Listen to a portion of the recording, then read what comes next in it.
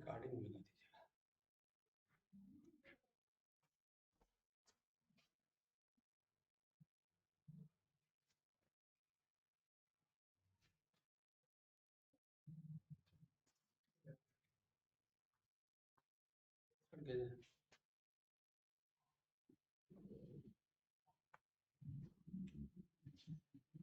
Hello students, welcome to all of you on this very bright and result ensuring platform of Science World and C Science Academy.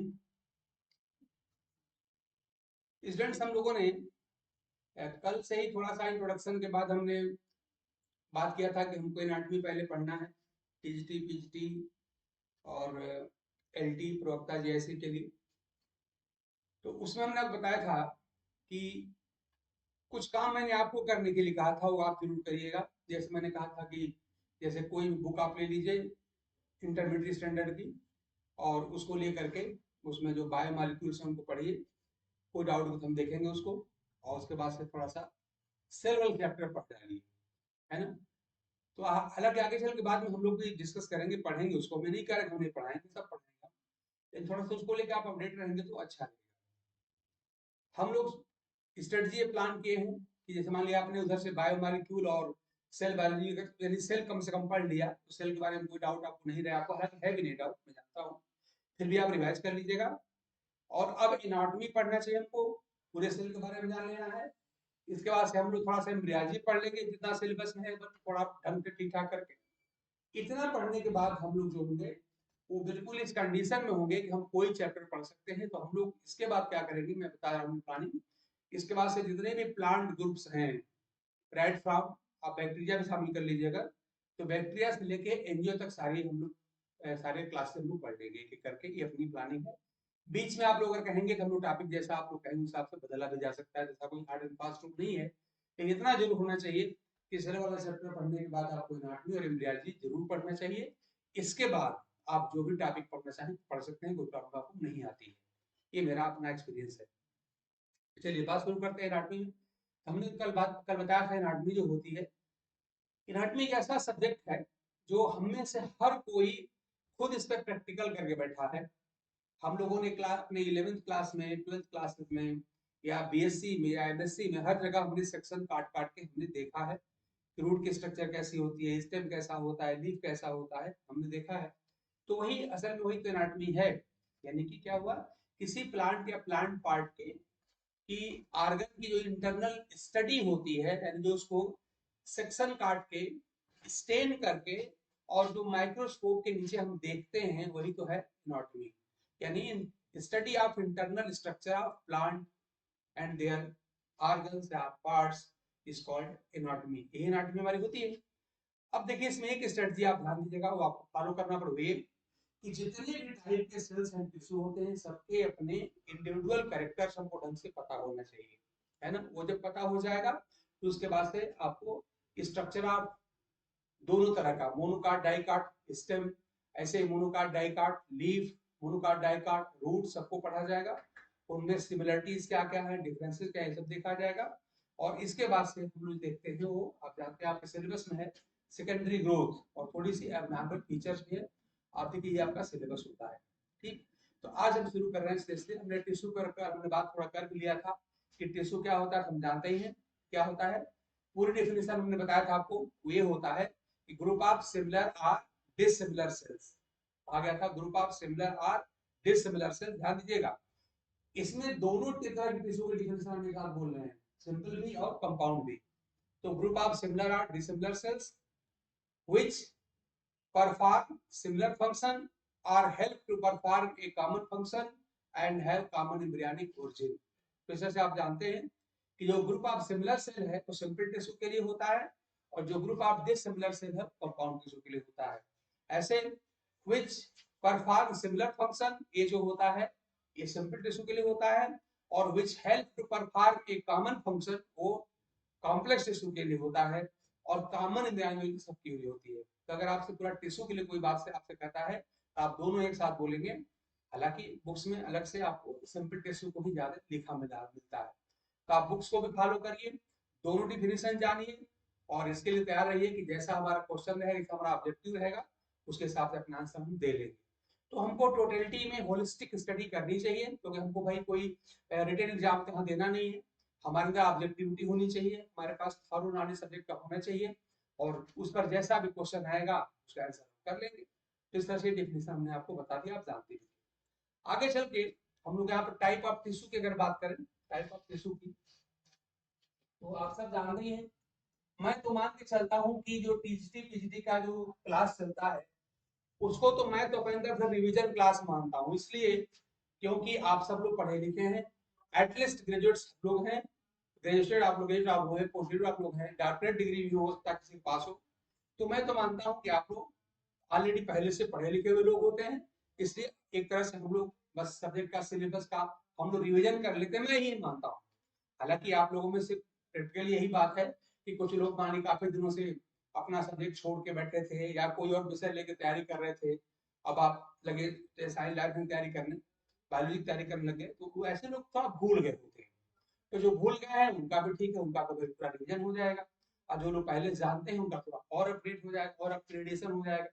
तो मेरी सलाह आपके लिए यही है कि अगर क्लास में आप आते हैं तो थोड़ा सा पढ़ के आप आइए, कुछ नहीं तो कम से कम इंटरमीडिएट लेवल का ही पढ़ के आप आए तो ज्यादा अच्छा है। फिगर वगैरह ढंग से देख के आप आइए, चाहे साथ में बुक लेके बैठ जाइए, ये सब भी फायदे की चीजें होती हैं। मतलब कुल मिलाकर दिमाग में ये बात आपके रहे कि हम जो टॉपिक पढ़ रहे हैं, मान लिया आप हमारे साथ पढ़ रहे हैं, आप अपने से थोड़ा पढ़ के आप आइए, हमारे साथ ही पढ़िए, उसके बाद थोड़ा सा और रिवाइज कर लीजिए, और प्रयास करिए कि क्या हो जाए, पूरा का कंप्लीट हो जाए, ताकि एक तरफ से कंप्लीट होता रहेगा, जल्दी से आपका सिलेबस पूरा हो जाएगा, और फाइनली जब भी एग्जाम होता है हमारा सिलेक्शन हो जाए, ये बात हमारे दिमाग में होना चाहिए। ठीक है ना? चलिए हम बात कर रहे हैं type of tissue. Type of tissue, एक बात आप जरूर करिएगा, पिछले साल के पेपर्स आप लोग जरूर देखते रहिएगा, ठीक है ना?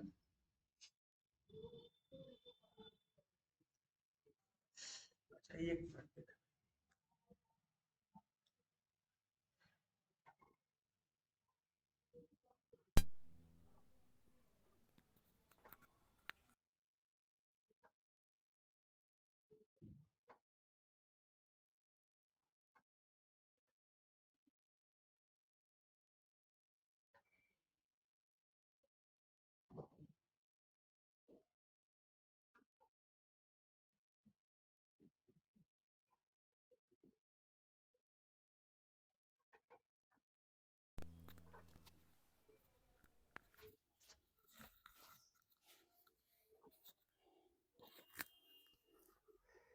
श्वेता जरा बताएं, क्या अब आवाज आ रही है? प्लीज बताइए श्वेता जी, क्या अब आवाज आ रही है?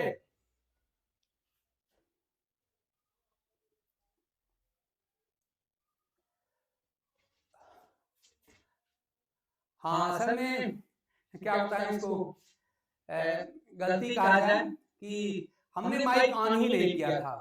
सॉरी, मैंने कई बातें आप लोगों को कह दिया और मैंने माइक ऑन ही नहीं किया था। चलिए कोई बात नहीं। तो हमने सिंपली यही कहा था, कल की बात हमने रिवाइज किया था सिंपली कि जो होता है टिश्यू क्या होता है, तो कल बात सारी हो गई थी। चलिए सीधे हम आते हैं, उन सारी बातों को फिर दोबारा क्या रिवाइज करें। तो हमने बता दिया था आपसे कि थोड़ा सा आप लोगों को सेल वाला चैप्टर पढ़ के रखना चाहिए, और फिर एनाटॉमी से हम लोग पढ़ ही रहे हैं। एनाटॉमी एक ऐसा सब्जेक्ट है, मैंने बताया था आपको, आप जानते ही हैं कि इंटरमीडिएट से लेके बीएससी एमएससी हर क्लास में हमने खुद प्रैक्टिकल किया हुआ है। तो जो आपने रूट के, स्टेम के, लीफ के जो आपने सेक्शंस काट के स्टेनिंग करके और माइक्रोस्कोप में देखा था, वही तो एनाटॉमी होती है। एनाटॉमी मतलब क्या होता है, थोड़ा प्रैक्टिकली सोचिए कि प्लांट और उसके पार्ट के इंटरनल ऑर्गन, इंटरनल सेल का जो स्टडी होता है उसी को हम कहते हैं एनाटॉमी। उसी स्टडी का नाम होता है एनाटॉमी, यानी study of internal structure of plant and there parts. तो इंटरनल का मतलब हुआ कि जो डिफरेंट सेल्स हैं, उनके टिश्यू हैं, उनका जो अरेंजमेंट है, उसकी स्टडी कहलाती है एनाटॉमी। ठीक है, तो मैंने सारी बात और बताया था। तो चलिए आज आवाज जो है आपको नहीं मिली, हमने सिंपली इसको पिछली बातों को रिवाइज किया था। तो चलिए कोई बात नहीं, आगे बढ़ाते थे। अब देखिए ऐसा एनाटॉमी का पढ़ने का तरीका ये होता है कि एनाटॉमी मतलब होता है इंटरनल स्ट्रक्चर की स्टडी। तो आप सिंपली क्या करिए, या तो आप पहले से उन फिगर्स को देख रहे हैं, भाई इसमें हम लोग के पास कोई ना तो माइक्रोस्कोप है ना कोई सेक्शन है कि दिखाया जाए। हालांकि आप सब देखे हैं अपने इंटरमीडिएट से लेकर और बीएससी बेसिक में आप सब देखा हुआ है। तो इस समय कम से कम जो फिगर आपके पास कोई बुक आपके पास होगी, चाहे इंटर लेवल की हो, चाहे बीएससी की हो, चाहे एमएससी को कहीं की बुक हो, तो उसमें जो फिगर की स्टडी आपको बार बार करना चाहिए, है ना। बस फोटो देखिए उठा करके कि डाई काट स्टेम कैसा दिखता है, मतलब कैसा फिगर है, मोनो काट स्टेम कैसा है, ये सब फिर फोटो बार बार देखते रहिए। तो उस तरह से आपका बहुत तैयार होता है, बड़ा हेल्प उससे मिलता है। और जितने तरह के सेल्स एंड टिश्यू हैं वो बिल्कुल आपको याद होने चाहिए। और एक बात और मैं बता दूं आपको, आप लोग सीनियर लोग हैं, कोई जूनियर बच्चों क्लास है नहीं, तो थोड़ा सा प्रोफेशनलिज्म इसमें ये है कि जो भी टॉपिक आप पढ़ रहे हैं आप उसके लिए देखिए भाई, आप उसके बिगिनर बिल्कुल नहीं, आप पहले सारी बात जानते हैं, थोड़ा सा कमी है वो हम लोग के साथ रहकर हम पूरा कर लेंगे। तो आप क्या करें कि पिछले साल के पेपर की स्टडी करना बड़ा जरूरी होता है। पिछले साल का जो पेपर है यानी कि जो प्रीवियस ईयर की पेपर हम लोग PYQ कहते हैं, प्रीवियस ईयर क्वेश्चन देखने से हमको आइडिया लग जाता है कि किस टॉपिक से कैसे क्वेश्चन आते हैं, क्या उनका पैटर्न होता है, क्या उनका लेवल होता है। तो हम तो खैर बार बार देखते रहते हैं, हम तो लंबे समय देख रहे हैं, हमको सब याद है, आपको भी ये पता होना चाहिए। तो उसी पेपर के पैटर्न और लेवल के हिसाब से हम लोग आगे बढ़ेंगे, ठीक है ना। हमको कोई यूनिवर्सिटी एग्जाम देना नहीं है कि आप रिटर्न आए क्वेश्चन लिख के चले गए, मध्याह्न के चले गए, लिख के चले आए, आपको आंसर मिल गया।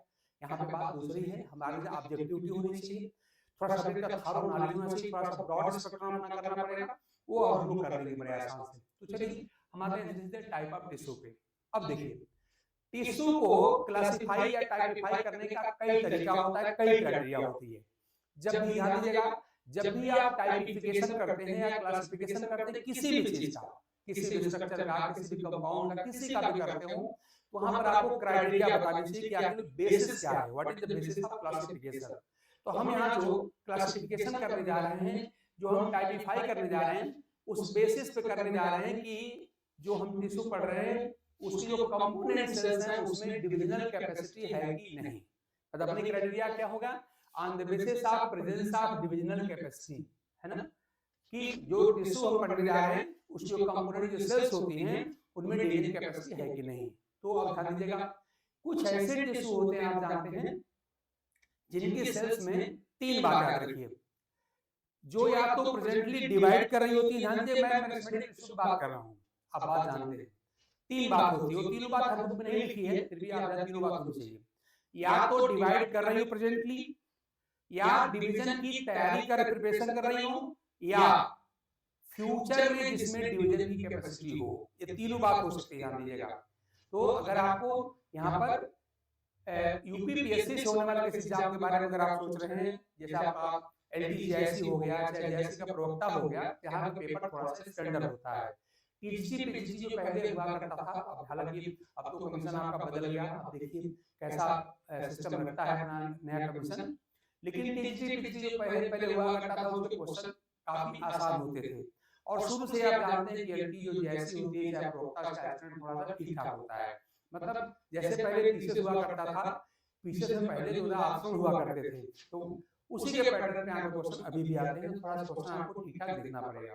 तो मैं क्या कर रहा हूँ कि जो मैं टिश्यू को डिवाइड या क्लासिफाई करने जा रहा हूँ, बेसिस हमारा क्या है कि on the basis of divisional capacity, on the basis of divisional capacity in the cells of the tissue. तो टिश्यू के सेल्स में जो है डिविजनल कैपेसिटी है कि नहीं, इस बेसिस पे जो टिश्यू होते हैं वो 2 तरह के होते हैं, आप जानते हैं। तो जिन टिश्यू के सेल्स में मैंने कहा कि या तो सेल्स डिवाइड कर रही हूँ, या डिवीजन की प्रिपरेशन कर रही हूँ, या फ्यूचर में डिवाइड करने की कैपेसिटी हो, उसे कहते हैं हम लोग मेरिस्टेमेटिक टिश्यू, ठीक है ना। एक हम लोग का हो गया meristematic tissue, meristematic tissue, meristematic tissue. इसके बारे में क्या होता है, क्या हम लिख सकते हैं, तो यहाँ पे जो सेल्स होती हैं या जो टिश्यू होते हैं इनके सेल्स में डिविजनल कैपेसिटी होती है, यानी कि वॉइस आ रही है, ठीक है।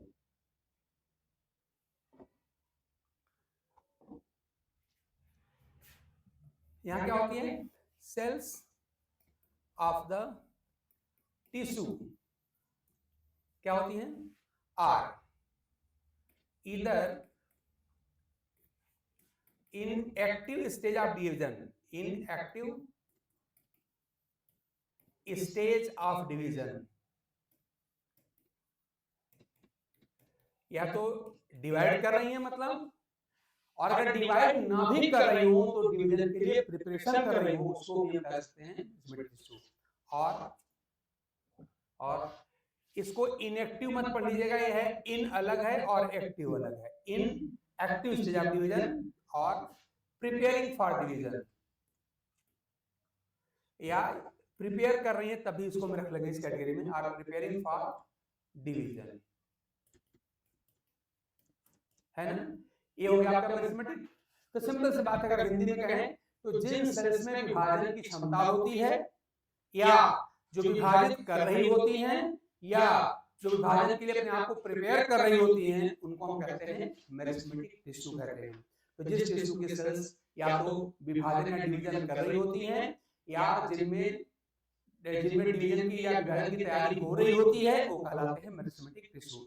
असल में जो मेरिस्टेमेटिक वर्ड है यहाँ से लिया गया, मेरिस्टास वर्ड से लिया गया, मेरिस्टास। तो जो मेरिस्टेमेटिक वो टर्म है, ये जो है मेरिस्टेमेटिक टर्म है, मेरिस्टेमेटिक, तो यहाँ पे वर्ड क्या है, मेरिस्टास। मेरिस्टास से लिया गया है, ग्रीक भाषा का टर्म है मेरिस्टास, और इसका मतलब ही होता है डिवीजन, ठीक है ना, इसका मतलब होता है डिवीजन। तो इस तरह से जिन टिश्यू की सेल्स में डिवीजन की कैपेसिटी होती है, या जो डिवाइड कर रहे होते हैं, या जिनमें डिवीजन के लिए प्रिपरेशन हो रही है, उसको कहते हैं हम लोग कहते हैं मेरिस्टेमेटिक टिश्यू कहते हैं। ठीक, अब देखिए क्या करना है। अब मेरिस्टेमेटिक टिश्यू का आपने एक पॉइंट खाली पढ़ा कि या तो डिवाइड कर रही हैं, या डिवीजन के लिए प्रिपरेशन कर रही हैं, या जिनमें फ्यूचर में डिवीजन की कैपेसिटी है। तीनों बातों से ध्यान दीजिएगा। अब आगे चल के इसमें और कौन कौन सी प्रॉपर्टी होती हैं, इसको आपको ढंग से ध्यान देना पड़ेगा, क्योंकि क्वेश्चन पूछा गया है।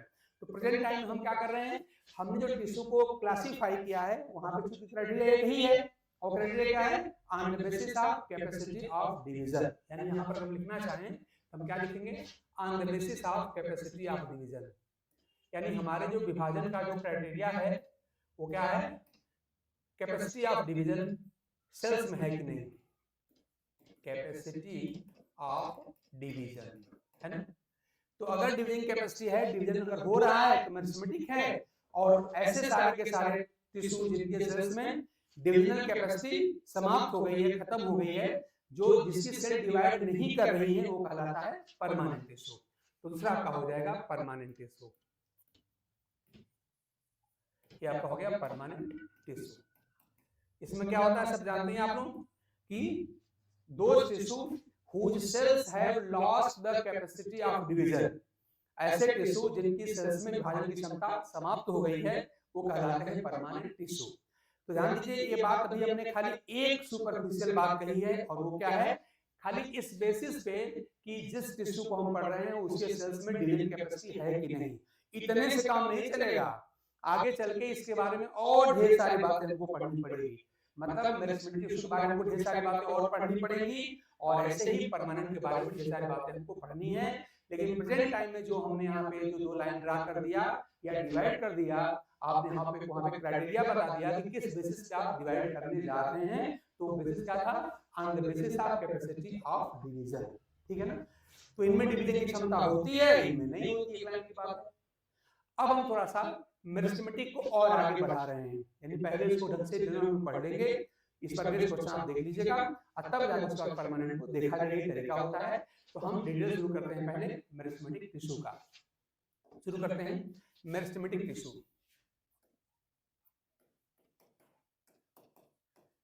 मेरिस्टेमेटिक टिश्यू,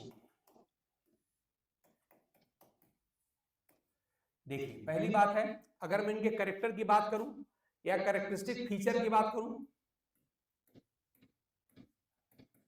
इनका कैरेक्टरिस्टिक फीचर क्या है, तो एक पॉइंट तो वही है जो आपने इसके डिफिनेशन में ही कहा है।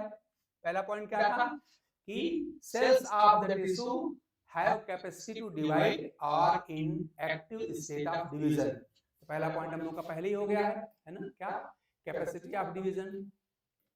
इनमें कैपेसिटी ऑफ डिवीजन होती है या फिर डिवाइड कर रही होती है, कैपेसिटी ऑफ डिवीजन भी कह लीजिए या इन एक्टिव स्टेट ऑफ डिवीजन, दोनों बात देखिए। दूसरी बात देखिए यहाँ पर है दूसरी बात ये है कि ये जो टिश्यू होते हैं इनके सेल्स में याद रखिएगा, इनकी सेल्स लिविंग होती है। ध्यान दीजिएगा, सेल्स क्या होती हैं? लिविंग होती हैं।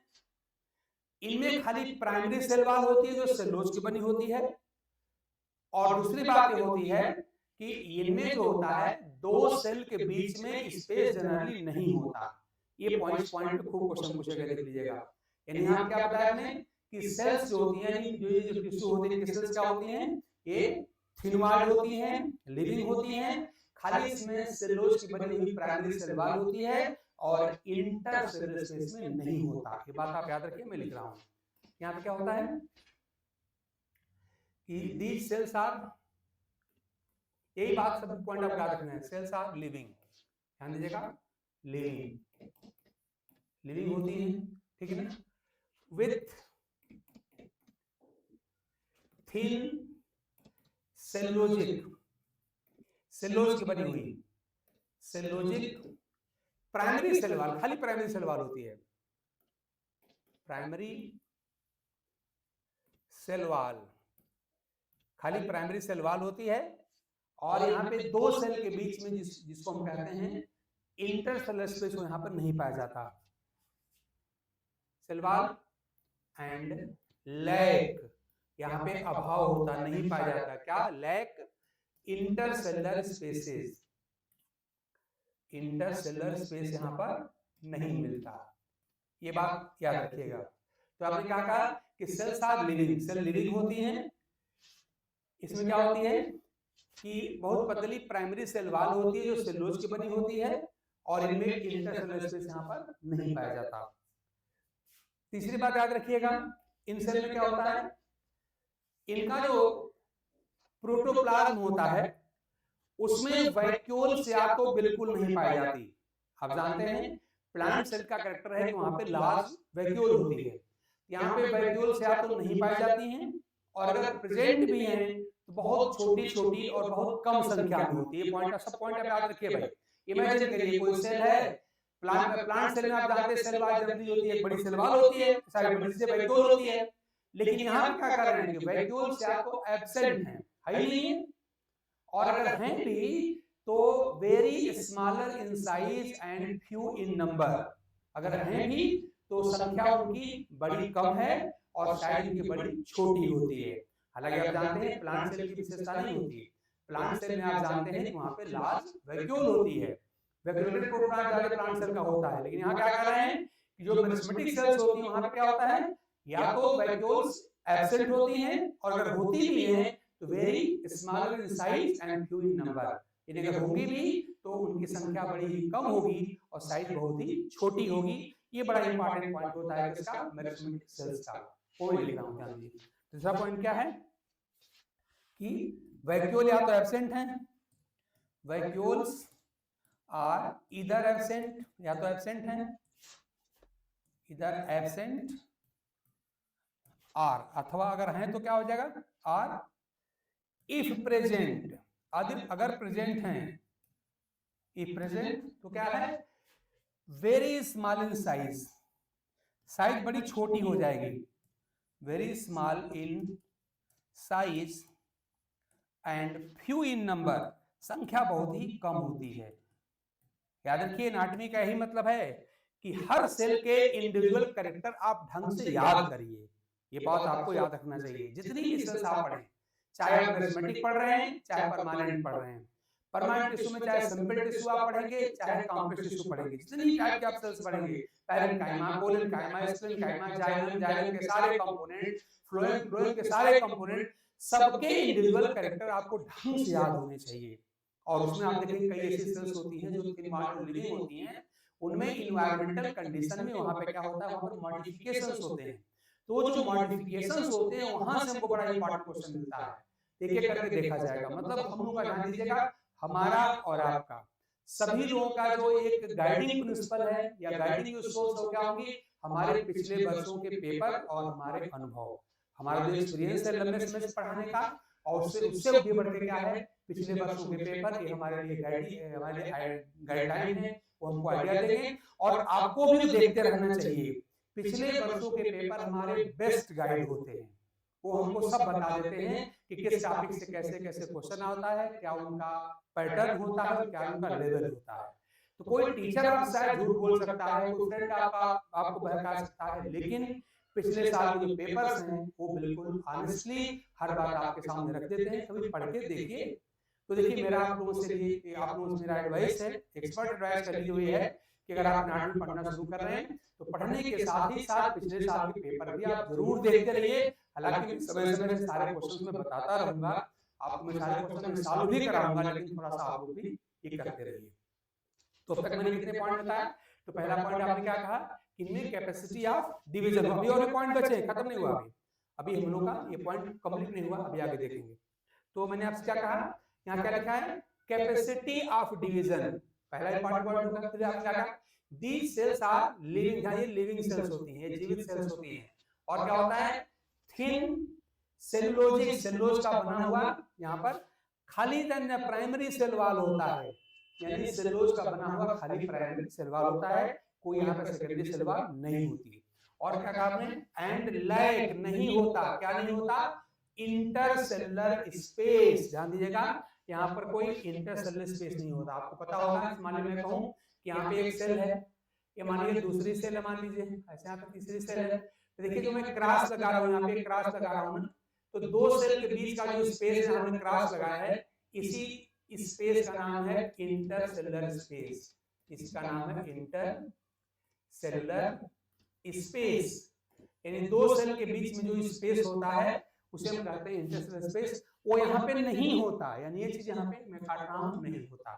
तो हमने कहा क्या कि लिविंग होती है, थिन सेलुलोजिक खाली प्राइमरी सेल वॉल होती है, और यहाँ पे इंटरसेलुलर स्पेस हम दिखाए वो यहाँ पर नहीं होता। ठीक, फिर क्या बोल रहे हैं, अगला करेक्टर क्या है कि जो वैक्यूल आप जानते हैं कि यहाँ पर जो आप जानते हैं कि वैक्यूल को हिंदी में आवृत्तिका भी कहते हैं। तो जनरली प्लांट सेल का करेक्टर होता है कि लार्ज वैक्यूल होती है ना। यहाँ पे क्या करें कि वैक्यूल्स आर ईदर एब्सेंट, या तो एब्सेंट है, होती ही नहीं।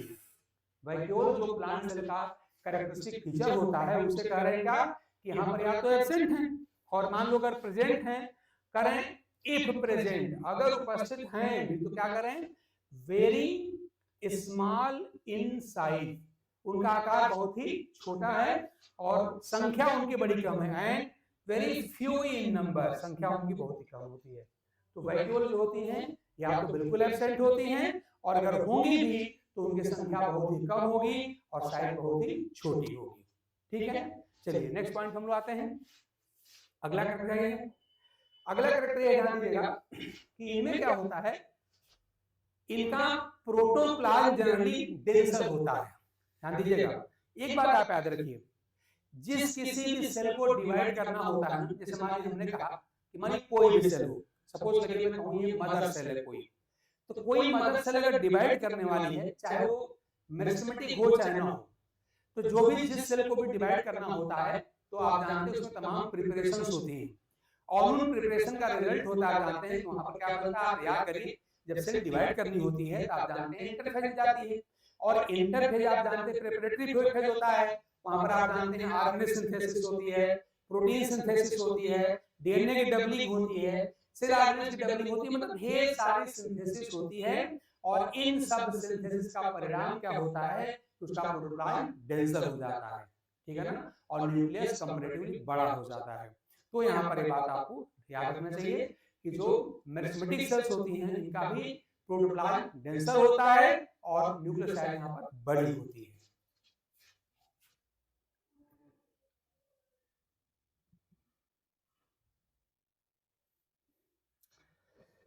हाँ श्वेता, हम बता रहे हैं इंट्रासेलुलर और इंटरसेलुलर स्पेस में क्या डिफरेंस है मैं बता रहा हूँ। मैं एक पॉइंट ये बता दूं फिर आगे बताता हूँ। तो अगला पॉइंट जो भी हम लोग का होगा ध्यान दीजिएगा, वो ये क्या है, हमने कहा यहाँ पर कि इन सेल्स का प्रोटोप्लाज्म जो होता है काफी गाढ़ा, काफी डेंसर होता है, और यहाँ पर जो न्यूक्लियस होता है काफी प्रोमिनेंट, मतलब बड़ा सा होता है ना। यानी कि ये जो सेल्स होती हैं कि दीज सेल्स है क्या, डेंसर, गाढ़ा, काफी गाढ़ा, डेंसर प्रोटोप्लाज्म, इनका प्रोटोप्लाज्म काफी गाढ़ा होता है, प्रोटोप्लाज्म, और इनका न्यूक्लियस काफी बड़ा होता है, एंड प्रोमिनेंट न्यूक्लियाई या न्यूक्लियस, प्रोमिनेंट, ध्यान दीजिएगा। जनरली ये सेल्स होती हैं मल्टी सेलुलर होती हैं, प्रोमिनेंट एक भी हो सकता है, जनरली ज्यादा होता है, वन आर मोर न्यूक्लियाई। तो जनरली बाकी सेल जनरली क्या होती हैं, सिंगल न्यूक्लियर होती है, यहाँ क्या बोल रहे हैं कि यहाँ पे न्यूक्लियर संख्या एक से अधिक भी हो सकता है, ठीक है ना। ये सारे के सारे पॉइंट आप जो हैं आप अपने दिमाग में रखिए कि जिन सेल्स में डिवीजन की कैपेसिटी होती है, जो डिवाइड हो रही होती है। दूसरी बात आपने क्या कहा, दूसरी बात आपने कहा कि ऐसी सेल जो होती है लिविंग सेल्स होती हैं, इनमें खाली primary cellulosic thin cell wall होती है, इंटरसेलुलर स्पेस यहाँ पर नहीं पाया जाता है। और फिर आप कह रहे हैं कि जो सेल्स होती हैं इनमें जो वैक्यूल्स हैं या तो बिल्कुल नहीं होती, और अगर होती भी है तो साइज इनकी बड़ी छोटी होती है और संख्या उनकी बड़ी कम होती है। अब फिर आप बता रहे हैं यहाँ पर कि उनका जो प्रोटोप्लाज्म है काफी डेंसर होता है और इनका न्यूक्लियस काफी बड़ा होता है, प्रोमिनेंट होता है। चलिए छोटा क्वेश्चन है कि इंटरसेलुलर स्पेस और इंट्रासेलुलर स्पेस में क्या डिफरेंस है। देखिए जैसा मान लीजिए मैं आपसे कहूँ, मैंने फिगर बनाया था, इंटर का मतलब होता है बिटवीन द टू, इंटर का मतलब होता है या between the two, between the two, दो के बीच में, यानी दो सेल के बीच में जो स्पेस होता है उसे कहते हैं इंटरसेलुलर स्पेस। मान लीजिए हमने कहा कि आप ये सेल बनाइए इस तरह से, ये दिखाइए, तो आप देख रहे हैं कि ये स्पेस दिखाई दे रहा है। मैं कलर बदल दिखाऊं आपको कि ये जो स्पेस मैं दिखा रहा हूँ यहाँ पे, ये मैं क्रॉस लगा रहा हूँ, ये जो क्रॉस लगा रहा हूँ ये दो सेल के बीच का स्पेस है, ये दो सेल के बीच का स्पेस है। ये देखिए ये क्रॉस से क्या है कि देखिए दो सेल के बीच में स्पेस है ना। हालांकि इसको स्पेस को कवर करने वाली कई सेल भी हो सकती हैं, मतलब ध्यान दीजिए स्पेस कहाँ है, किसी सेल के अंदर नहीं है, दो सेल के बीच में है। तो अगर कोई स्पेस दो सेल के बीच में, ध्यान दीजिए सेल के अंदर नहीं है, मान लीजिए आपकी ये जो सेल है पूरी, तो सेल के अंदर ये स्पेस नहीं है, ये स्पेस सेल के बाहर होता है। हमेशा दो सेल के बीच का जो स्पेस होता है वो कहलाता है इंटरसेलुलर स्पेस। तो ये स्पेस कैसा है, ये है, ये जो हमने यहाँ दिखाया है क्या है, ये है इंटरसेलुलर स्पेस, ये है इंटरसेलुलर स्पेस, ये आपका हो गया। और दूसरा वर्ड है इंट्रा, इंट्रा का मतलब होता है विदिन, इंट्रा का मतलब है विदिन, मतलब सेल के अंदर। इंट्रा का मतलब क्या होता है, विदिन, विदिन। मान लीजिए हमने कहा अगर ये कोई सेल है, ये सेल है मान लीजिए, तो सेल के अंदर मान लीजिए कोई स्पेस है, ये स्पेस, ये क्या कहलाएगा, ये कहलाएगा इंट्रासेलुलर, ये कहलाएगा इंट्रासेलुलर, है ना। तो अगर सेल के अंदर इनसाइड द सेल अगर कोई स्पेस है तो कहलाएगा इंट्रासेलुलर। ध्यान दीजिएगा, इंट्रा का मतलब होता है विदिन, मतलब इनसाइड, अंदर। तो अगर ये सेल है और सेल के अंदर अगर ये स्पेस है तो कहलाएगा इंटरसेलुलर स्पेस। और इंटर का मतलब होता है बिटवीन द टू, दो के बीच में। ध्यान दीजिए ये जो स्पेस है सेल के बाहर है, सेल के अंदर नहीं है, बल्कि दो सेल के बीच में है। तो अगर जो स्पेस सेल के क्या है, बाहर है या दो सेल के बीच में है, उसे कहते हैं इंटरसेलुलर स्पेस। तो पूरी फिगर आपके सामने है। तो आपकी बात क्लियर हो गई। इंटर और इंट्रा में कोई डाउट तो नहीं रह गया। तो हमने इसको वर्ड में भी लिख दिया है और फिगर बना के भी आपको दिखा दिया है कि इंटर का मतलब क्या होता है, दो के बीच में, बिटवीन द टू इसका मतलब ये होता है। देखिए दो के बीच में आपने स्पेस दिखाया है, मतलब सेल के बाहर होता है स्पेस, इसे कहते हैं इंटरसेलुलर स्पेस। और इंट्रा का मतलब होता है विदिन, मतलब इनसाइड, विदिन का मतलब इनसाइड समझिएगा, इनसाइड, अंदर। तो अगर सेल के अंदर यही स्पेस तब क्या कहलाएगा, ये कहलाएगा इंट्रासेलुलर स्पेस। आई होप कि पूरी फिगर और लिटरेचर हम दोनों लिख दिया है, तो आपको बिल्कुल क्लियर हो गया होगा, अब कोई डाउट नहीं होगा। और आप सभी लोगों जो भी देख रहे हैं, बाद में देखेंगे रिकॉर्डेड वीडियो, उन लोगों से मेरी एक एडवाइस है कि आपको कहीं पर हम लोग जो लेक्चर ले रहे हैं उसमें से, या अगर कोई बुक आप पढ़ रहे हैं उसको पढ़ते समय कोई भी बात अगर आपके समझ में नहीं आती है, आप जानते हैं बॉटनी में बहुत ढेर सारी टर्मिनोलॉजी होती है। तो अगर आप मान लीजिए आप क्लास आपका हो गया, या क्लास के पहले से या क्लास के बाद अगर आप कोई बुक पढ़ रहे हैं, कोई नोट पढ़ रहे हैं या कोई दूसरी वीडियो ही देख रहे हैं, उस समय भी अगर कोई बात अगर आपके समझ में नहीं आती है तो आप पूछ सकते हैं। मतलब पूछने की पूरी छूट अपने यहाँ है, रहेगी। तो इस तरह से चाहे क्लास पढ़ाते समय या अलग से कोई चीज आपके दिमाग में अगर डाउट है, कोई क्वेश्चन है, तो आप पूछ सकते हैं, उसको हम जरूर प्रॉपर्ली एड्रेस करेंगे। ठीक, तो अब आई होप कि आप पूरी की पूरी बात समझ गए होंगे कि जो यहाँ पर ये होता है मेरिस्मेटिक टिश्यू, उसका क्या कैरेक्टर होता है। तो मैंने आपसे कहा कि जितने भी सेल्स एंड टिश्यू आप पढ़ेंगे, हर सेल का इंडिविजुअल कैरेक्टर आप ढंग से याद रखिएगा, उसी पर क्वेश्चन आपसे पूछा जाता है। आप चाहें तो जैसे आप मान लीजिए मैंने आपको सब कैरेक्टर बताए और इसी कैरेक्टर में आप देखेंगे कि एक क्वेश्चन आपको मिल जाएगा, यानी मेरिस्टम पर बेस्ड कोई क्वेश्चन अगर पूछेगा इसके प्रॉपर्टी के बारे में, उसके कैरेक्टरिस्टिक फीचर के बारे में, तो आपको क्वेश्चन मिल जाएगा।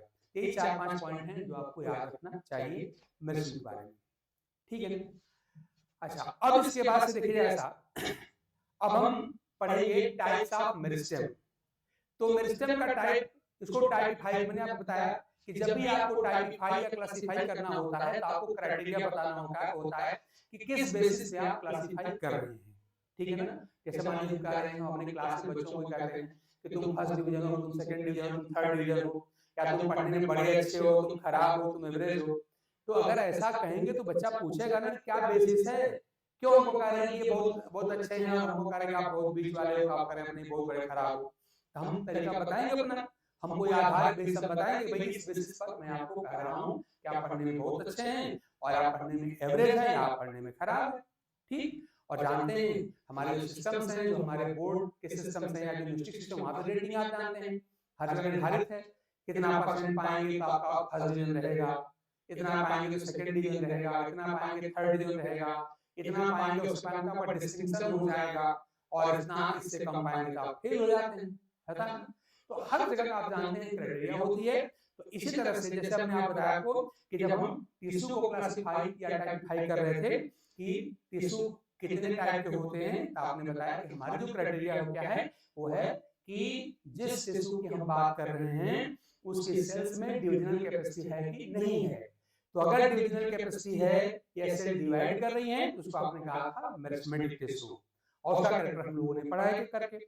इसी तरह से मान लीजिए अगर टिश्यू ऐसा है जिसके सेल में डिविजनल कैपेसिटी नहीं है, सेल डिवाइड नहीं कर रही है, तो कहलाएगा आपका परमानेंट टिश्यू। ये हो गया क्राइटेरिया।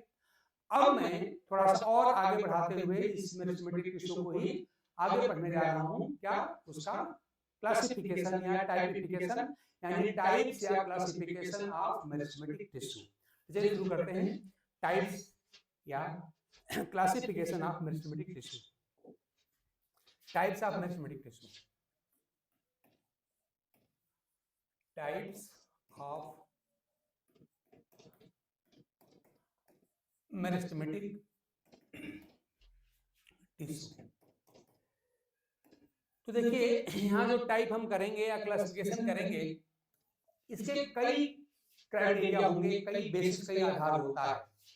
लेकिन हमारे जो क्वेश्चंस आते हैं वो मेनली दो बेसिस पे, दो आधार पे आते हैं।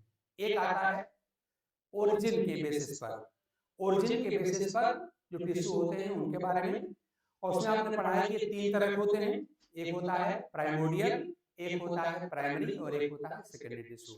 और दूसरा हम लोग जो पढ़ते हैं वो होता है on the basis of position in the plant body, मतलब प्लांट बॉडी में कहाँ पर है। जैसे आपने पढ़ा होगा एपेक्स पे होगा तो उसको हम एपिकल मेरिस्टेम कह देंगे।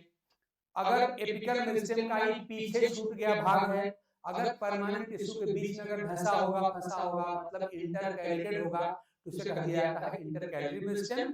और अगर प्लांट बॉडी के लेटरल साइड में, पार्श्व भाग में, बगल में अगर होता है, उसे कहते हैं हम लोग, उसे हम कह देते हैं लेटरल मेरिस्टेम। ये सारी बात आप पढ़ें तो मेनली अपने क्वेश्चन इसी पर आते हैं, लेकिन एक आध प्रक्रिया और आगे देखा जाएगा। लेकिन ये सब जानने के पहले 2-3 बड़े इंपॉर्टेंट टर्म्स हैं वो हमको जानना पड़ेगा। यानी इसके पहले कि हम टिश्यू को आगे चल के क्लासिफाई करें, उसके पहले हमको 2-3 टर्म जानने पड़ेंगे जो बड़े इंपॉर्टेंट हैं क्वेश्चन के लिए भी और इसको समझने के लिए भी। ठीक है ना। देखिए जरा सा बात ये है, मान लीजिए एक छोटी सी कहानी आप सुने, उसी बेसिस पर पूरी बात है। वो बात है, सपोज करिए कि एक क्लास है, वहाँ पे लोग इंटरमीडिएट में पढ़ रहे हैं। सपोज करिए सारे बच्चे वहाँ पे यानी कि क्लास 12th की मान लीजिए क्लास है, यानी 12th स्टैंडर्ड की यहाँ पर कोई क्लास है, 12th क्लास है और सारे बच्चे एक जैसे हैं, कोई डिफरेंस नहीं है, यानी सभी लोग क्लास 12th के हैं। मान लीजिए सपोज करिए कि बायोलॉजी का सेक्शन है, तो उस सेक्शन के सारे बच्चे एक ही जैसे हैं, सब के सब फिजिक्स पढ़ते हैं, केमिस्ट्री पढ़ते हैं, बायोलॉजी पढ़ते हैं, इंग्लिश पढ़ते हैं और मान लीजिए हिंदी पढ़ते हैं। ये 5 विषयों के पढ़ रहे हैं, कोई डिफरेंस नहीं है, कोई स्पेशलाइजेशन नहीं है, सारे बच्चे एक जैसे हैं, मतलब सबके सब वही 12th के स्टूडेंट हैं और सब वही फिजिक्स, केमिस्ट्री, बायोलॉजी, हिंदी और इंग्लिश पढ़ रहे हैं। ठीक, मतलब कोई स्पेशलाइजेशन नहीं, सब एक जैसे हैं। अब मान लीजिए कि इस क्लास में से कोई स्टूडेंट, मान लीजिए स्टूडेंट नंबर 1 है, इसको मैं कह रहा हूँ ST1, स्टूडेंट नंबर 1 ये है।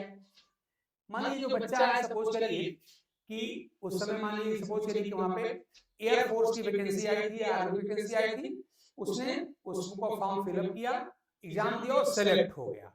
ठीक है, ध्यान दीजिए इस ग्रुप में, जिस ग्रुप के सारे बच्चे जैसे थे, उसमें से एक बच्चा जिसको मैं स्टूडेंट नंबर 1 कह रहा हूँ, उसका नाम कुछ भी हो सकता है, वो क्या हो रहा है, मान लीजिए वो सिलेक्ट हुआ, मान लीजिए आर्मी में सपोज के सिलेक्ट हो गया, आर्मी में सिलेक्ट हुआ और आर्मी आगे चलते सिलेक्शन के बाद हो गया और वहां पे क्या हुआ, अब जान लीजिए जब आर्मी में सिलेक्ट हो गया तो अब उसका भाई पढ़ाई तो छूट गया, यहाँ तो BSc करेगा नहीं, MSc करेगा नहीं, वहीं पर पढ़ाई रुक गई और वो अब क्या करना है, जान लीजिएगा कि अब उसको जब आर्मी में सेलेक्ट हो जाएगा तो यहाँ पे उसको कुछ स्पेशल फंक्शंस परफॉर्म करना है। आप जानते हैं आर्मी क्या किया जाता है, तो जिस दिन बच्चा सेलेक्ट हुआ, क्या आपको लगता है उसको गन चलाने आता है? उसको तो गन चलाना नहीं आता है, उसको राइफल चलाना नहीं आता है, तमाम और बातें उसको नहीं आती आर्मी की। तो अब क्या किया जाएगा, वहां उसको ट्रेंड किया जाएगा, उसकी ट्रेनिंग होगी और ट्रेनिंग के बाद अब क्या हो जाएगा कि अब वो बाकी अपने क्लास के क्लासमेट जैसा नहीं रह जाएगा। अब क्या हो जाएगा, वो पर्टिकुलर फंक्शन परफॉर्म करने के लिए स्पेशलाइज हो जाएगा, है ना। अब वो क्या हुआ, बिल्कुल स्पेशलाइज हो गया, यानी आर्मी में वो सिलेक्ट हुआ और यहाँ पे क्या हुआ, उसकी ट्रेनिंग हो गई। मान लीजिए अब यहाँ पे मान लीजिए आप आर्मी जाकर ट्रेनिंग हो ही जाती है, यहाँ जाकर ट्रेनिंग हो जाएगा और आप ध्यान दीजिए वही जो आपका स्टूडेंट नंबर 1 है, उसका नाम जो भी हो मान लीजिए, अब क्या करेगा, अब क्या हो गया, वो स्पेशलाइज हो गया, वो स्पेशलाइज हो गया for functions perform by army personnel. उस आर्मी पर्सनल या आर्मी मैन या जवान के द्वारा जो भी कार्य किया जाए उसके लिए स्पेशलाइज हो गया। ठीक है ना, यानी जो पहले जनरलाइज था उसके पास कोई स्पेशल फीचर नहीं थे, जो वही 4-5 सब्जेक्ट बाकी बच्चे पढ़े वही वो भी पढ़ रहा था, अब क्या हुआ, अब वो बच्चा थोड़ा सा देखिए अलग से हटा, उसका सिलेक्शन आर्मी में हो गया, वहां जाकर उसको ट्रेनिंग मिल गई और वो स्पेशलाइज हो गया। ठीक है ना, तो स्पेशलाइज होना ही कहलाता है डिफरेंशिएशन। तो टर्म क्या है आपका, डिफरेंशिएशन, पहले याद रखिए, यानी पहले जनरलाइज था, अब वो किसी स्पेशल फंक्शन को परफॉर्म करने के लिए ट्रेनिंग ले चुका है, अभी स्पेशलाइज हो गया है, तो स्पेशलाइज हो जाना ही कहलाता है डिफरेंशिएशन। ठीक है ना, ये जो प्रोसेस हुई वो क्या हुई, वो प्रोसेस उसकी हो गई, अब क्या, यही है डिफरेंशिएशन, ध्यान दीजिएगा, यही है डिफरेंशिएशन, दिस इज डिफरेंशिएशन, है ना, कि जनरलाइज था उससे क्या हुआ, स्पेशलाइज हो गया, ये हो गया आपका डिफरेंशिएशन, है ना, ये हो गया, यानी स्पेशलाइज होना, किसी पर्टिकुलर काम करने के लिए योग्यता हासिल कर लेना, वो पर्टिकुलर काम करने लग जाना, क्या कहलाता है, ये कहलाता है आपका डिफरेंशिएशन। ठीक, अब अगली बात देखिए, मान लीजिए सपोज करिए जो बच्चा है जो सिलेक्ट हुआ आर्मी मैन बन गया, अब मान लीजिए इसको आगे चल के 1 साल के बाद लग रहा है नहीं यार, आर्मी जो पुलिस है, आर्मी जो सिपाही का जो पद है बड़ा छोटा है, हम भी अधिकारी बनना चाहते हैं, सब कोई चाहता है कि हम भी, अब हम ऑफिसर बन जाए, चलो हम टीचर बन जाए, हम लेक्चरर बन जाए। ठीक, तो अब बताइए जो व्यक्ति खाली इंटर पास करके गया है क्या वो लेक्चरर बन सकता है? नहीं बन सकता है। तो अब वो क्या करेगा, क्योंकि देखिए उसकी मतलब पढ़ाई पूरी तो हुई नहीं, वो खाली इंटर के बेसिस हो गया था, अब क्या करेगा, ये आर्मी की नौकरी छोड़ देगा।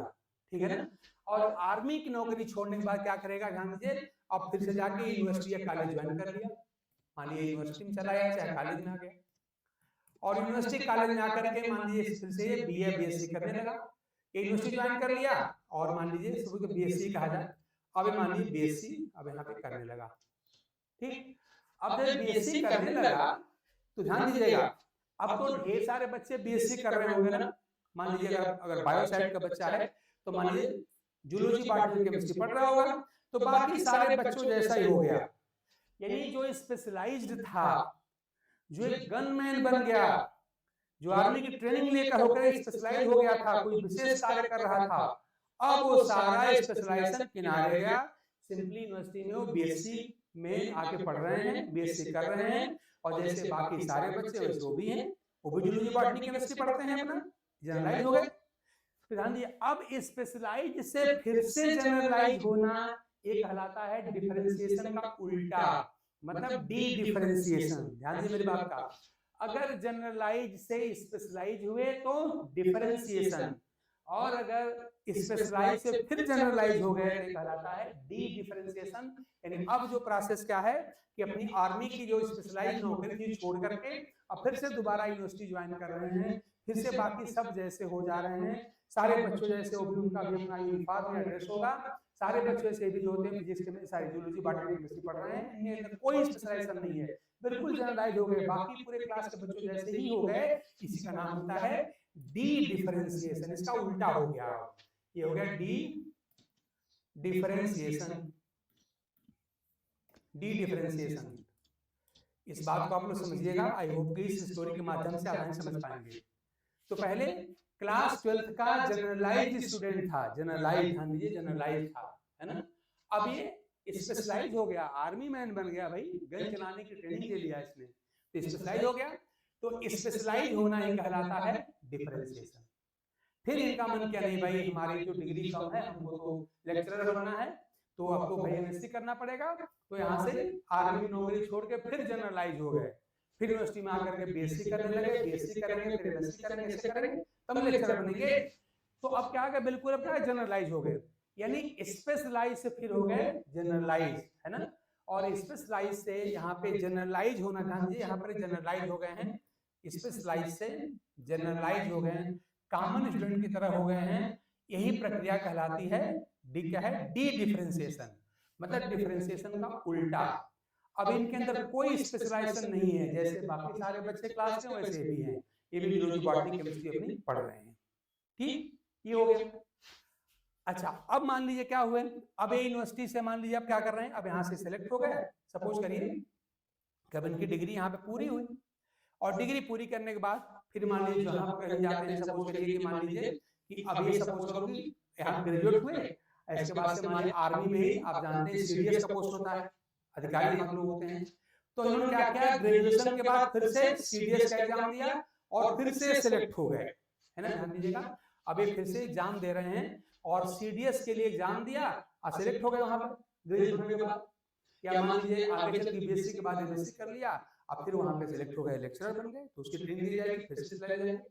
तो इस तरह से मान लीजिए सीडीएस अगर ले लूं तो फिर से यूनिवर्सिटी से एग्जाम दिया बीएससी होने के बाद, और फिर क्या किए, फिर से सिलेक्ट हो गए, यानी अब क्या हो गए, अब ये सेकंड लेफ्टिनेंट बन गए, सेकंड लेफ्टिनेंट बन गए, अधिकारी बन गए।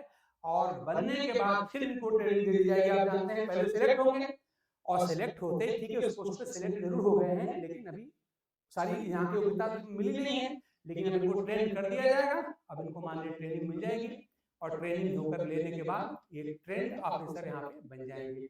तो क्या हो गया, फिर स्पेशलाइज हो गए, ध्यान दीजिए फिर से हो गए स्पेशलाइज, फिर ये हो गए स्पेशलाइज, ध्यान दे रहे।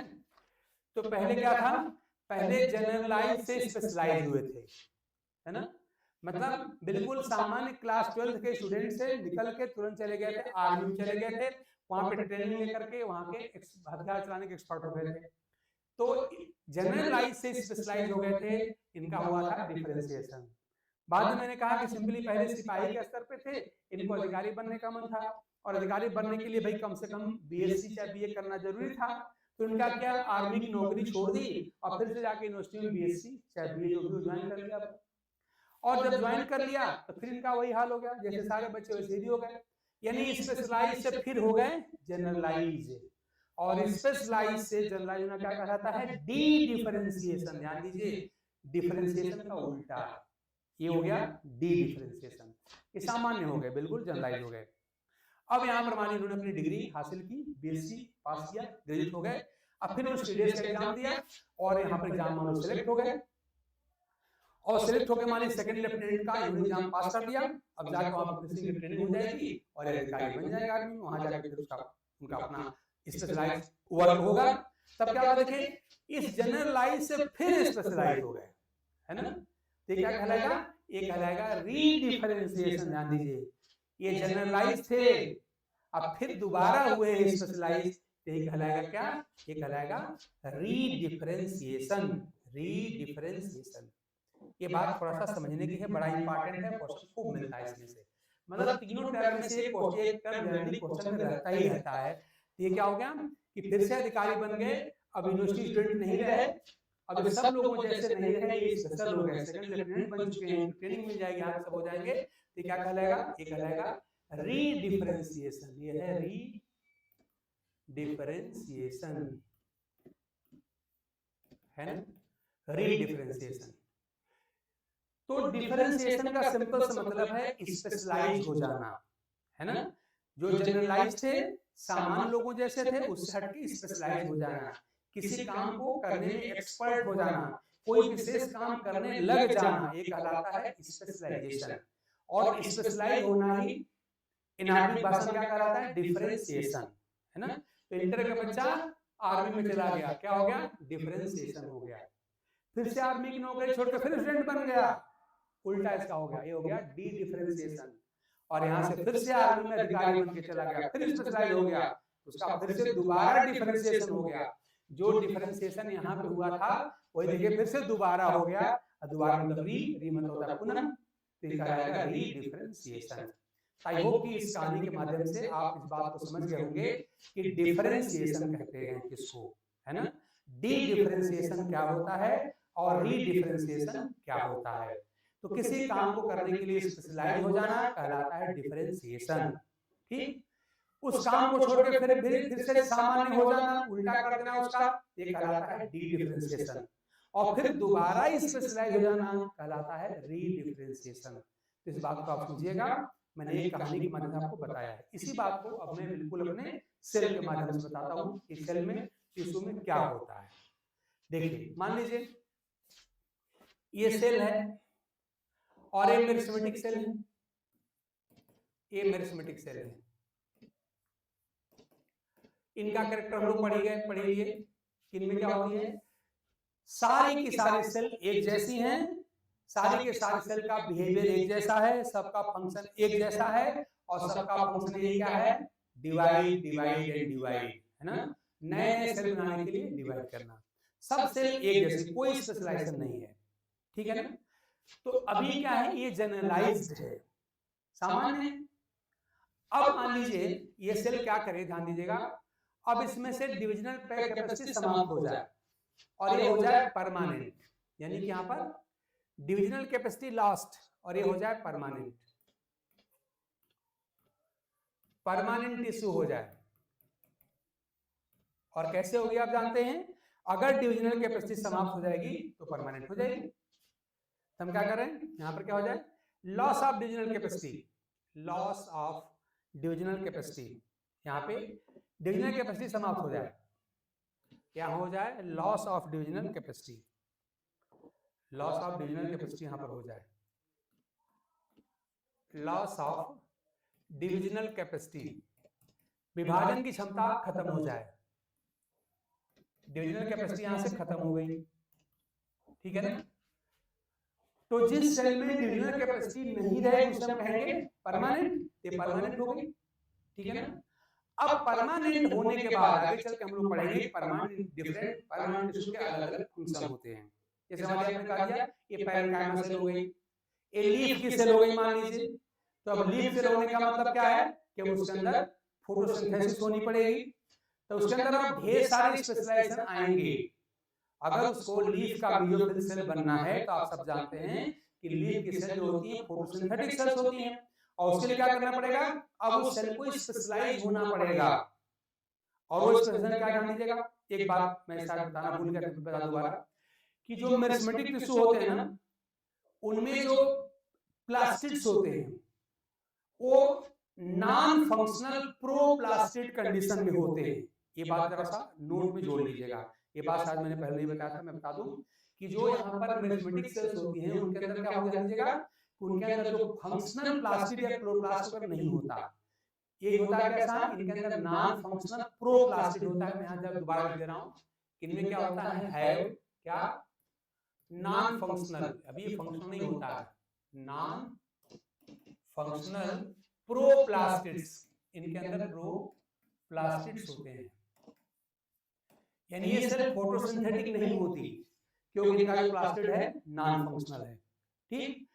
लेकिन मैंने कहा मान लीजिए डिविजनल कैपेसिटी खत्म हो गई, डिवाइड नहीं करेगी, और इसको मान लीजिए लीफ का सेल बनना है, तो लीफ का सेल का बनने का मतलब ये हुआ कि इनके अंदर फोटोसिंथेसिस अब होनी पड़ेगी, करनी पड़ेगी। और इसके लिए क्या करना पड़ेगा, अब इनके अंदर फंक्शनल क्लोरोप्लास्ट डेवलप होना पड़ेगा। और आप पूरी फोटोसिंथेसिस आप पढ़ेंगे, आप पढ़े भी हैं ऑलरेडी, तो पूरा का पूरा जो इसकी जो मशीनरी है, पूरा का पूरा pigment system, photo system first, photo system सब डेवलप होंगे। मतलब फोटोसिंथेसिस करने के जितने भी आप जानते हैं इंस्ट्रूमेंट्स होते हैं, उस सबके सब यहाँ डेवलप करना पड़ेगा, इनको स्पेशलाइज होना पड़ेगा किसी पर्टिकुलर फंक्शन को परफॉर्म करने के लिए, है ना। तो यही क्या हुआ कि जो पहले जनरलाइज था, कोई स्पेशलाइजेशन नहीं था, अब ये क्या हो गया, स्पेशलाइज हो गया।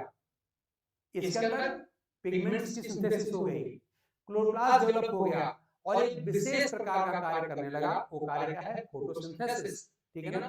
तो ये क्या कहलाएगा, एक कहलाएगा क्या, डिफरेंशिएशन, एक कहलाएगा डिफरेंशिएशन। तो अगर सामान्य भाषा में हम बात करें तो हम क्या कह रहे हैं कि मेरिस्टेमेटिक का परमानेंट में बदलना कहलाता है डिफरेंशिएशन, यानी कि मेरिस्टेमेटिक टिश्यू का परमानेंट टिश्यू में बदलना कहलाता है डिफरेंशिएशन। यानी पहले क्या था, इसमें डिविजनल कैपेसिटी थी और सारे पॉइंट हम पढ़ चुके हैं, क्या क्या कैरेक्टर और था, वो सब कैरेक्टर खत्म हो गया और ये परमानेंट टिश्यू हो गया, इसमें विभाजन की क्षमता समाप्त हो गई। और उसके बाद आगे चल के प्लांट के जिस पार्ट का इसको फंक्शन परफॉर्म करना था उसके लिए स्पेशलाइज हो गया। जैसे मैंने एग्जांपल दिया था कि इसको लीफ का सेल बनना है, तो वहां पे क्या हो जाएगा, सारे पिगमेंट सिस्टम डेवलप हो जाएंगे, क्लोरोप्लास्ट वगैरह डेवलप हो जाएंगे, और ये इस पर्टिकुलर फंक्शन के लिए स्पेशलाइज हो गया। तो ये सारी बात थोड़ा डिटेल में जानिए। और मेन बात क्या है कि मेरिस्टेमेटिक से परमानेंट में बदलना कहलाता है डिफरेंशिएशन। लेकिन खाली इस बात मत याद करिए, ये तो छोटे बच्चों के लिए है, आपको थोड़ा सा मैंने जो पूरी कहानी सुनाई पूरी बात याद होनी चाहिए कि अभी परमानेंट बना, डिविजनल कैपेसिटी खत्म हो गई, तो अब भाई डिवीजन का काम तुम्हारा खत्म हुआ, तो अब तो कोई काम करोगे ही करोगे। तब डिपेंड करता है इसको कहाँ की सेल बनना है, इसको रूट की सेल बनना है, कि स्टेम की सेल बनना है, कि लीफ की सेल बनना है।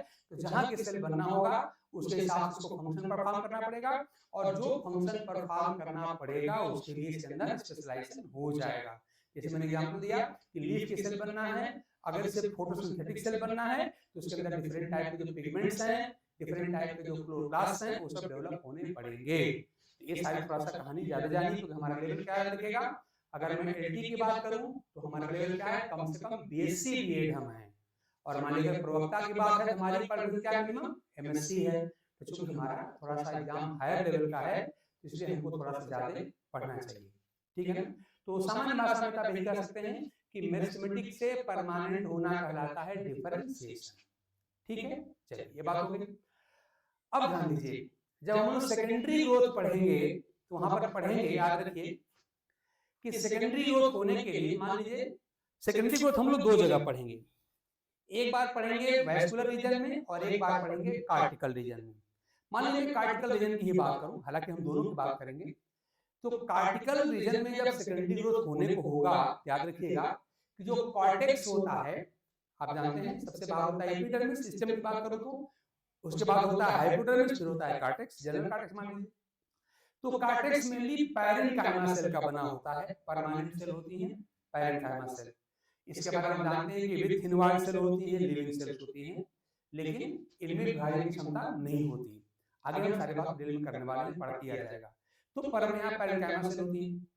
अब जो कार्टेक्स की पैरेन्काइमा सेल्स होती हैं, जो परमानेंट टिश्यू हैं, याद रखिएगा जब कार्टिकल रीजन में जब सेकेंडरी ग्रोथ होने को होता है तो जिन पैरेन्काइमा सेल में डिविजनल कैपेसिटी नहीं होती है, डिवीजन नहीं करती हैं, परमानेंट होती हैं, उनमें दोबारा डिविजनल कैपेसिटी आ जाती है। ध्यान दीजिए, क्या है, परमानेंट सेल है, डिविजनल कैपेसिटी नहीं है, लेकिन उसी पर वहीं पर उन्हीं कार्टिकल सेल में जो आप जानते हैं जो परमानेंट टिश्यू हैं, जो पैरेन्काइमा सेल्स हैं, जिनकी विभाजन की क्षमता नहीं होती, उन्हीं में दोबारा विभाजन की क्षमता आ जाती है ना। इसका मतलब यह है कि जो अभी परमानेंट हो चुकी हैं, जिनमें डिविजनल कैपेसिटी समाप्त हो गई है, उनमें डिविजनल कैपेसिटी फिर दोबारा आ जाएगी और वो बनाएंगी कार्क कैम्बियम।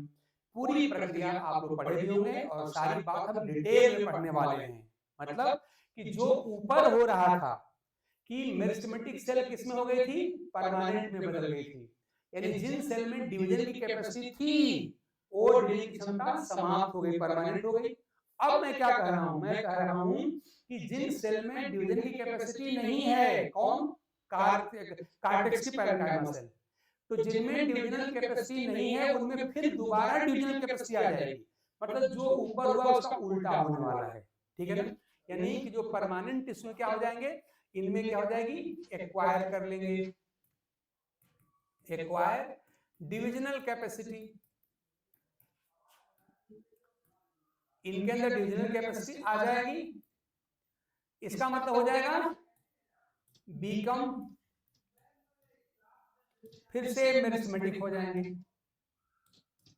ये हो जाएंगे मेरिस्टेमेटिक, देख रहे हैं ना। यानी पहले मेरिस्टेमेटिक से परमानेंट हुआ था, अब क्या हुआ, परमानेंट से फिर दोबारा मेरिस्टेमेटिक हो गए। यानी जो ऊपर हुआ था उसका ठीक उल्टा यहाँ पर हो रहा है। तो ऊपर क्या हुआ था, डिफरेंशिएशन हुआ था, मेरिस्टेमेटिक से परमानेंट बना था। अब क्या कर रहे हैं, परमानेंट से फिर दोबारा यहाँ पर मेरिस्टेमेटिक बन गया। और जब परमानेंट से दोबारा यहाँ पर, जब परमानेंट से दोबारा यहाँ पर मेरिस्टेमेटिक बन जाएगा, इसे इसका उल्टा कहा जाएगा, इसका नाम रहेगा डी डिफरेंशिएशन। उल्टा डी मतलब होता है opposite, D differentiation, D differentiation.